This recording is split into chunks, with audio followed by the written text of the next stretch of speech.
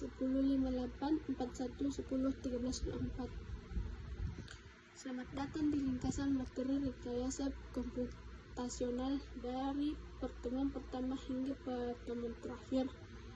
Nah, pertama-tama, apa sih rekayasa komputasional itu?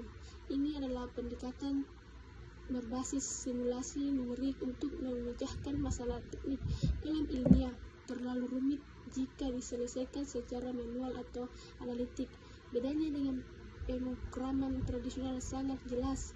Jika pemrograman bisa berorientasi pada alur instruksi untuk menghasilkan aplikasi otomatis, rekayasa komputasional berorientasi pada pemodelan sistem nyata, menghasilkan simulasi dan prediksi bagian berbasis matematika. Masuk di pertemuan kedua, kita belajar tentang algoritma greedy melalui studi kasus rasional picnic stack problem.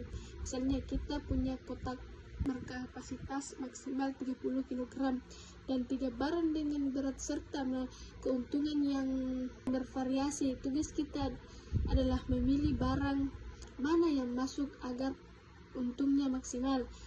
Ada 3 strategi greedy yang bisa dicoba. Pertama, berdasarkan nilai terbesar menghasilkan profit 40,7. Kedua, berdasarkan berat teringan menghasilkan profit 38,6. Dan ketiga, berdasarkan rasio profit per. Strategi ketiga adalah yang paling ideal karena memberikan profit tertinggi, yaitu sebesar 40,8. Di pertemuan ketiga, kita mendalami prinsip inti greedy.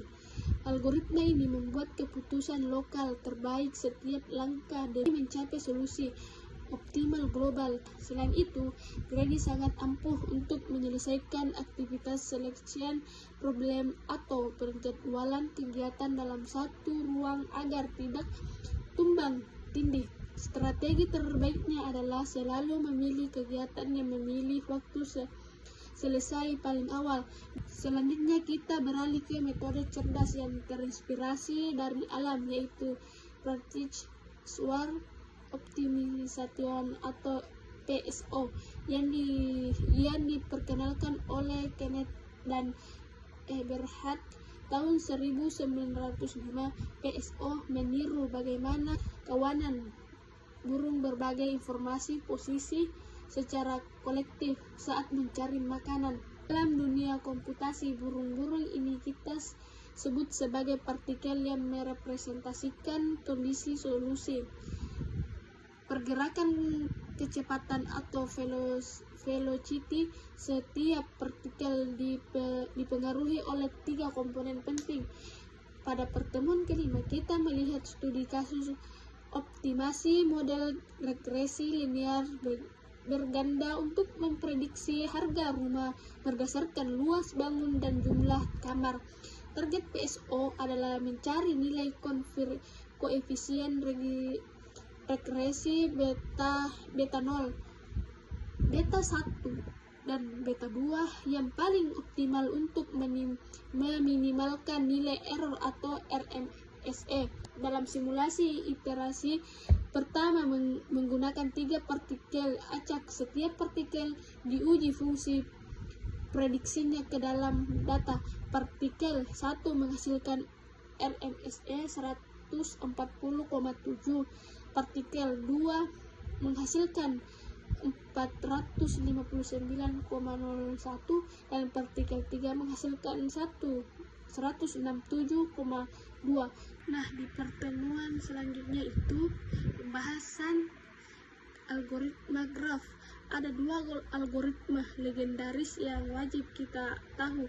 Pertama adalah algoritma Kruskal yang berfungsi mencari minum spanning T atau pohon perintang minum. Cara kerjanya adalah memilih dan menghubungkan busur-busur graf dari botol kecil dengan syarat tidak boleh berbentuk siklus atau jalur melingkar. Kedua adalah algoritma Dirac. Algoritma ini digunakan untuk mencari lintasan atau rute terpendek dari satu titik awal ke setiap simpul lainnya. Distrak bekerja dengan memberikan label jarak secara berurutan dan menguji rute dengan total bobot paling minimum. Nah, pertemuan selanjutnya itu simulasi Monte Carlo dan teori antrian, khususnya model antrian multi-channel M/S. Kita membeda studi kasus nyata pada sebuah loket bank dengan laju kedatangan 12 nasabah per jam dan kemampuan pelayanan teller 15 nasabah per jam. Ketika bank hanya menggunakan satu teller, nasabah harus mengantri rata-rata selama 16 menit. Namun ketika sistem dioptimasi menjadi 2 teller atau model M/2, tingkat kesibukan terbagi rata menjadi 40%. Dampak luar biasanya, waktu tunggu nasabah di dalam antrian terpangkas drastis menjadi hanya 0,76 menit atau sekitar 45 detik saja. Cukup sekian video dari saya. Wabillahi taufiq wal hidayah. Assalamualaikum warahmatullahi wabarakatuh.